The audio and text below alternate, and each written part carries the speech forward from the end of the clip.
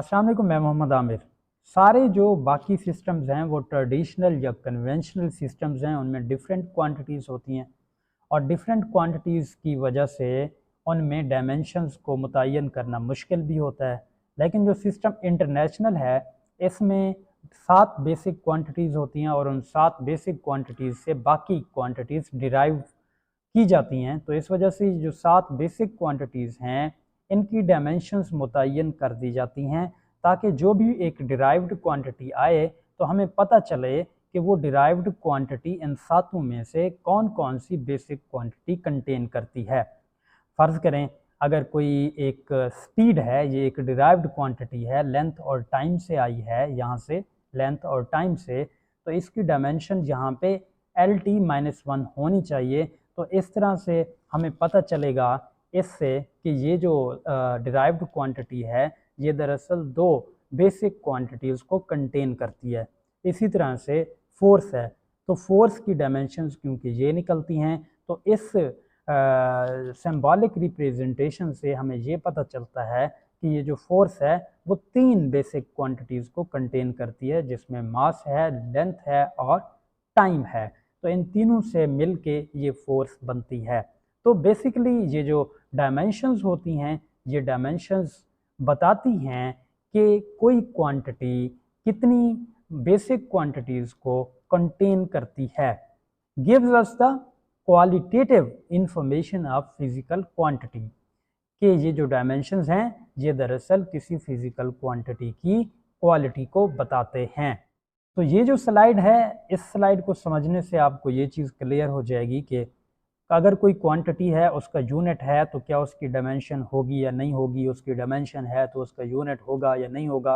इसी तरह से कोई इक्वेशन है, अगर वो डायमेंशनली करेक्ट है तो क्या वो फिज़िकली करेक्ट होगी या नहीं होगी, या फिज़िकली करेक्ट है तो डायमेंशनली करेक्ट होगी या नहीं होगी।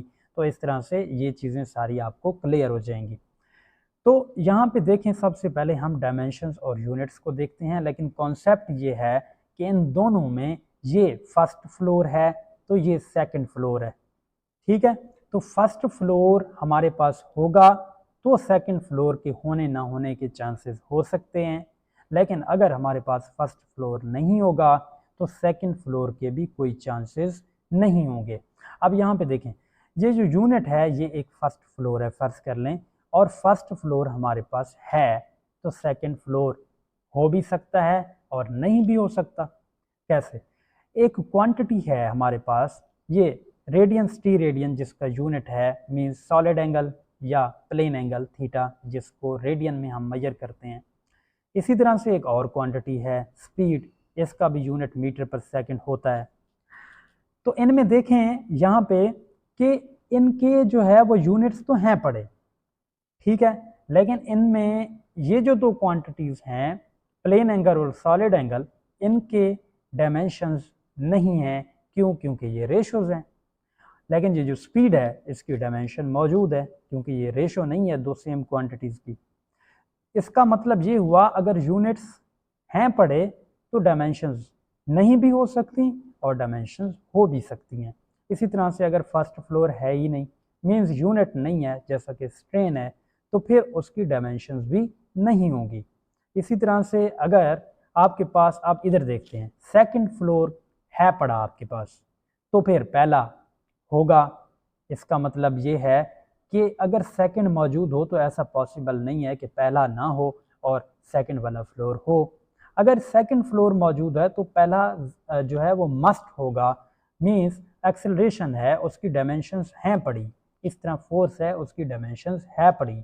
अगर हैं पड़ी इनकी डायमेंशंस तो जाहिर बात है इनके यूनिट्स भी होंगे, बेस भी होगी, तो फिर ये वाली जो बिल्डिंग है वो बनी है, ठीक है। तो इससे अगले केस को देखें, अगर ऊपर वाला फ्लोर नहीं है तो फिर नीचे वाला हो भी सकता है, नहीं भी हो सकता। अब यहाँ पे देखें स्ट्रेन को, जो स्ट्रेन है या थीटा है, इसमें देखें तो उनकी डायमेंशंस नहीं होती क्योंकि वो रेशियोज हैं। तो डायमेंशंस ना होने का ये मतलब नहीं कि इसके यूनिट्स भी नहीं होंगे। क्यों? क्योंकि पहला फ्लोर हो भी सकता है, नहीं भी हो सकता। थीटा मीन्स प्लेन एंगल उस या सॉलिड एंगल, उसके यूनिट्स हैं पड़े रेडियंस टी रेडियन, और लेकिन जो स्ट्रेन है उसके यूनिट्स नहीं हैं।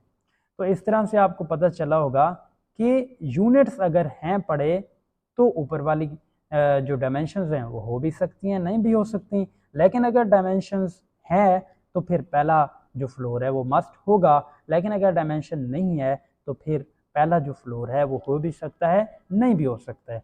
अब आते हैं इस पे कि ये जो आपके पास इक्वेशन है क्या वो डायमेंशनली करेक्ट हो तो वो फिज़िकली करेक्ट होती है या नहीं होती। इसमें भी हम यही कहते हैं कि ये फर्स्ट फ्लोर है डायमेंशनली करेक्ट वाला, और फिज़िकली जो करेक्ट वाला है वो सेकंड फ्लोर है। अब इसमें देखें, अगर कोई इक्वेशन है वो डायमेंशनली करेक्ट है, जैसा कि पोटेंशियल एनर्जी की इक्वेशन है mgh, या प्रेशर की है ρgh, या एनर्जी की है E0 is equal to mc², तो ये सारी इक्वेशंस डायमेंशनली तो करेक्ट हैं, हम देखते हैं। लेकिन ये जो इक्वेशंस अगर हैं डायमेंशनली करेक्ट तो इनमें फिजिकली करेक्ट हो भी सकती हैं, नहीं भी हो सकती हैं। कैसे? आप पोटेंशियल एनर्जी को देखें या इसको देखें, प्रेशर को या E0 को, तो ये तीनों फिजिकली करेक्ट नहीं है। वो क्यों फिजिकली करेक्ट नहीं है? क्योंकि जो जी की वैल्यू है वो हाइट के साथ साथ चेंज होती है। इसी तरह E0 को देखें तो E0 दरअसल इक्वेशन mc² नहीं होती, बल्कि इसके साथ आगे जो है वो c का स्क्वायर, p का स्क्वायर या p की पावर 4, ये जो आपके पास टर्म है ये भी मौजूद होती है। लेकिन ये जो equation E is equal to mc² है ये दरअसल एक रेस्ट फोटोन के लिए है। तो फिर ये इक्वेशन अब डायमेंशनली तो करेक्ट हो गई, लेकिन फिजिकली इसमें लिमिटेशन है, फिजिकली ये इक्वेशन करेक्ट नहीं है। लेकिन अगर इसको देखें, स्पीड ये होता है डिस्टेंस ओवर टाइम, तो ये फिजिकली भी करेक्ट है। मीन्स अगर कोई इक्वेशन डायमेंशनली करेक्ट हो तो वो फिजिकली करेक्ट हो भी सकती है, नहीं भी हो सकती है। अब देखें डायमेंशनली वो करेक्ट नहीं है, मीन्स उसका फर्स्ट फ्लोर है ही नहीं, तो फिर सेकंड जाहिर बात है नहीं होगा।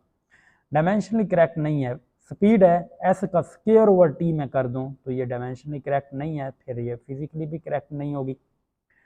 इसी तरह से आगे देखें, अगर इक्वेशन जो है वो फिजिकली करेक्ट है तो फिर मस्ट है कि वो डायमेंशनली भी करेक्ट होगी।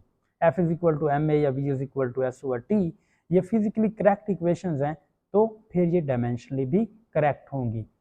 अगर कोई इक्वेशन है वो फिजिकली करेक्ट नहीं है तो फिर वो डायमेंशनली हो भी सकती है, नहीं भी हो सकती, मीन्स उसका फर्स्ट फ्लोर हो भी सकता है, नहीं भी हो सकता है।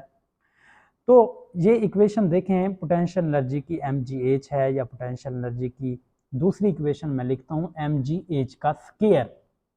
तो इन दो इक्वेशंस को देखें, ये दोनों फिजिकली करेक्ट नहीं है, मैंने आपको बताया था इसमें g का मसला है, और यहाँ पे देखें तो h स्क्वायर का, इधर भी प्रॉब्लम है, g का भी है। तो इनमें जो पहली इक्वेशन है P.E1 mgh, ये अब डायमेंशनली करेक्ट है। क्यों? क्योंकि इनकी डायमेंशन सेम आ जाती हैं दोनों साइड पे। लेकिन जो दूसरी इक्वेशन है पोटेंशियल एनर्जी की, ये वाली जो हमने लिखी खुद से mgh का स्क्वायर, ये अब डायमेंशनली भी करेक्ट नहीं है। क्यों? क्योंकि पोटेंशियल एनर्जी की डायमेंशन दरअसल ये नहीं होती हैं।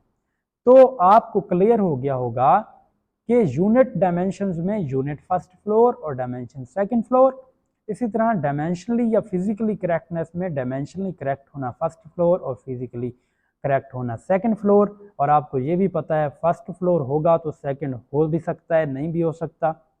लेकिन अगर फर्स्ट फ्लोर नहीं होगा तो सेकंड जाहिर बात है नहीं होगा। लेकिन अगर सेकंड फ्लोर हुआ तो फिर पहला मस्ट होगा, अगर सेकंड ना हुआ तो फिर पहला हो भी सकता है, नहीं भी हो सकता है।